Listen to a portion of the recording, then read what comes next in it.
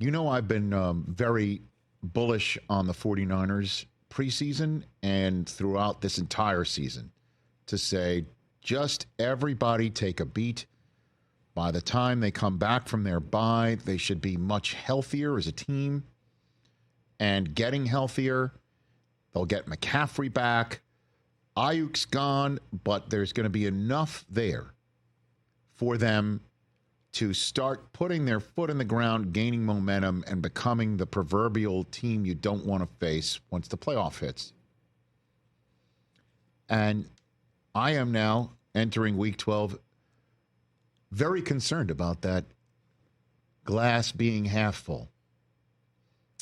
Kittle got sat yesterday with a hamstring injury, and Nick Bosa couldn't finish the game with what they're calling an oblique or a hip injury. Mm-hmm.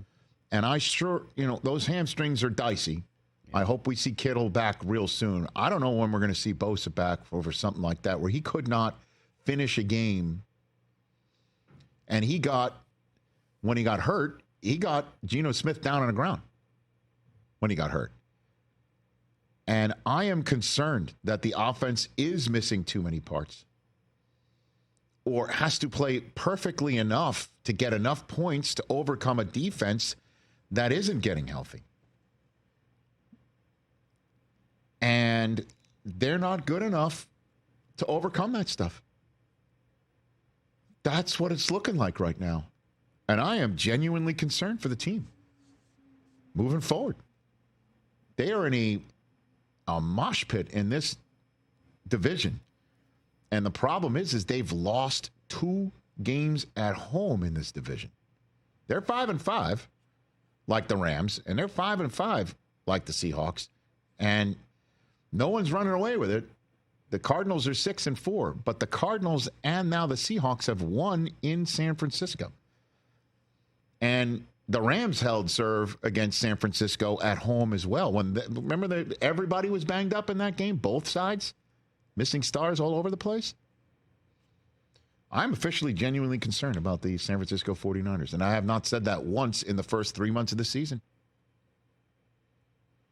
If I had to place a wager, I'm not allowed to do that sort of stuff, a mental marker on this division, I would choose Arizona right now. They're playing the most consistently. They've got enough of a momentum swing.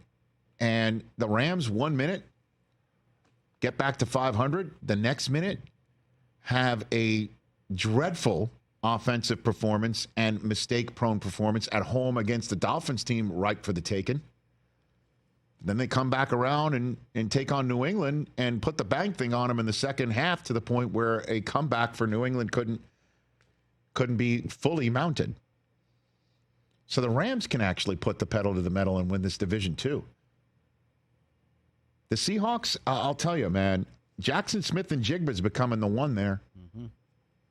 11 targets, 10 catches, 110 yards in Week 11. He's got 17 catches for 290 or 2 touches over the last 2. Now, I know that the previous 2 games, DK Metcalf was out, but JSN is coming into his own now. Mm-hmm.